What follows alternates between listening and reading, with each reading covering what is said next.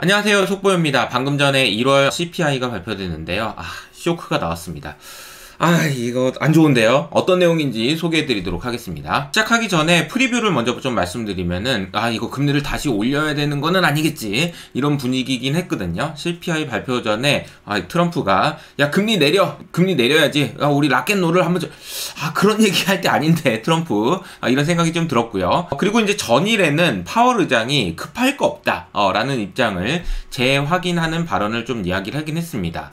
어떤 식으로 얘기를 했냐면요. 일단 우선은 잠깐만 경제 좋아, 그리고 인플레 좀 더 내려가야 돼, 그러니까 금리 수준 지금 적당해, 뭐 서두를 필요가 뭐 있어, 이런 이제 뉘앙스로 이야기를 했거든요.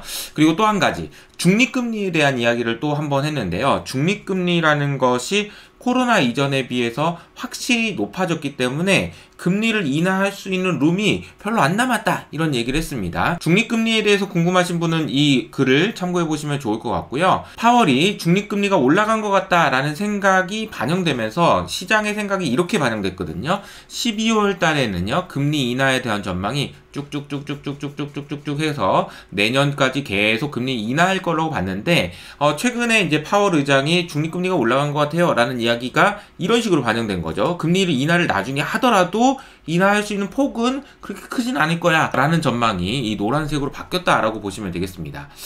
그래도 긍정적이었다라고 볼 수 있는 것은 고용시장 자체가 인플레이션의 원인은 아니다 라는 거죠. 그러니까 인플레라는 질병이 이게 병으로 따지면 이게 막 안 좋긴 한데 이게 뭐 악성은 아니네요. 이 정도 느낌이라고 보시면 되겠습니다. JP모건에 따르면은 헤지펀드 포지션이 아주 크게 쏠려 있다라고 볼 수는 없는 것 같아요.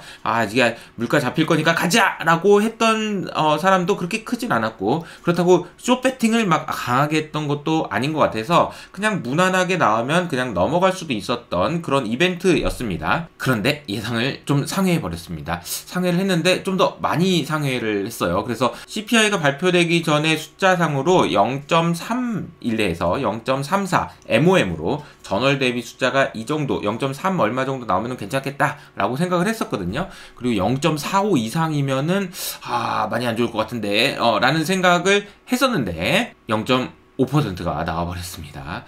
CPI 기준으로 0.5%가 나와버렸어요. 이게 뭐 때문에 그런가 라고 보면은 주거비와 에너지 가격이 주범이었습니다. 물론 이제 그 유가 자체는 떨어졌는데 이게 가스, 유틸리티 가격들이 많이 올라간 것이 좀 반영되면서 전반적으로 지금 전월 대비 0.5% 안 좋습니다. 이 숫자 자체가 안 좋은 이유가 뭐냐면은 블룸버그 설문조사를 했던 73명의 예측가 중에서 5명만이 코어 CPI가 0.4% 이상 상승할 것이라고 전망을 했거든요. 그러니까 0.4를 넘을 거라고 생각하는 사람도 별로 없었고 0.5가 될 거라고 생각하는 사람은 아무도 없었거든요. 그런데 이제 0.5가 나오니까 이제 충격을 받은 거죠. 이렇다 보니까 닉 티밀하우스 기자는 X에다가 이렇게 딱 얘기했습니다. 자, 상반기 트럼프는 경제 자문이 뭐 인플레이션을 낮추는 것이 금리 인하에 대한 조건이라고 얘기했는데 이 사람은 왜 이렇게 얘기하는 거야? 그러면서 이제 약간 좀 비아냥거리는 말투로 이야기하다가 이번에 나온 거 봤죠? 이거는 금리 재조정 상반기까지는 없다 라고 봐야 될 것 같다. 기대하지 마. 이렇게 이야기했다라고 보시면 됩니다.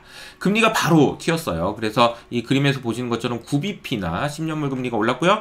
2년물 금리도 크게 올랐습니다. 이게 이제 전고점을 뚫고 올라가려고 하는 분위기까지 연출되고 있네요. 이렇다 보니까 이게 사실상 올해는 금리 인하를 10월 달까지는 못할 것 같다라는 전망이 이미 반영돼 버렸습니다. 나스닥 선물도 1%대 하락인데 잘 그림에 보시는 것처럼 작년 12월에 기록했던 고점을 한 번, 두 번, 세 번, 네 번 계속 이제 올라가 이렇게 하다가 또 맞고 이런 분위기가 연출되다 보니까 혹시라도 이거 실망 매물이 나오는 건 아닌지 좀 걱정이 되는 상황이긴 합니다. 비트코인도 좀 빠졌어요. 그래서 이제 95,000불이 깨지는 그런 약세를 보이고도 있는데요. 이거 뭐 비트코인과 관계없이 제가 이제 늘 말씀드리는 스테이블 코인으로 가는 이 부분에 대해서 긍정적인 부분은 물론 뭐 비트코인 하락하는 거 어쩔 수 없긴 하지만 저는 개인적으로 이제 스테이블 코인에 대해서는 계속 긍정적으로 말씀드리고 보여드리고 있잖아요. 그 부분들을 반영할 수 있는 코인베이스 실적이 이번 주 금요일날 나와서 실적에 대한 프리뷰 자료를 정리해놨으니까 참고해보시면 좋을 것 같습니다. 사실은 이제 물가가 아니더라도 지금 미국의 상황은 상당히 혼란스러운 상황입니다.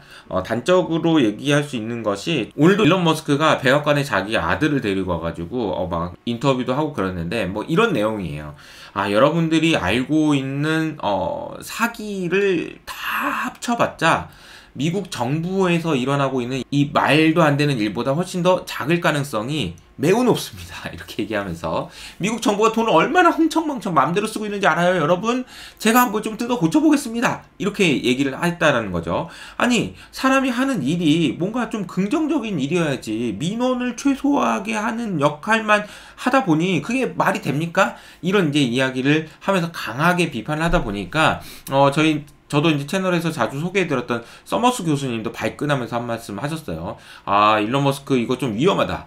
연방 지출은 저기 정부에서 하는 건데 이것을 자의적이고 변덕스러운 정치적 통제 때문에 이거 바꾼다고? 이거는 민주주의를 부식시킬 수 있을 것 같은데? 이런 이야기를 했다라는 거죠. 이렇다 보니까 일론 머스크는 지금 미국은 지금 술 취한 선원 같다 이런 얘기를 했거든요. 그래서 여러 가지로 지금 혼란스러운 상황이 이어지고 있는 것 같습니다. 자, 이렇게 혼란스러운 상황이긴 하지만 우리 투자를 멈출 수는 없잖아요. 그래서 이혜진, 이영수 대표님과 함께 투자 전략 마스터 클래스를 열고 있습니다. 그래서 작년 말에 저희가 이제 여러 가지 종목들을 추천했는데 그 종목들의 수익률을 평균 내보면 지금 한 달 만에 지금 한 7.4% 정도의 수익률을 기록하고 있습니다. 그래서 이 내용과 관련된 것도 업데이트를 해드리고 앞으로 투자를 어떻게 해야 되는지에 대해서까지 자세하게 소개해드릴 테니까 밑에 있는 댓글을 통해서 확인해보시면 좋을 것 같습니다. 아무리 어려워도 우리의 투자는 계속되어야 된다는 점 기억하시고요. 저는 여기서 인사드릴게요. 안녕!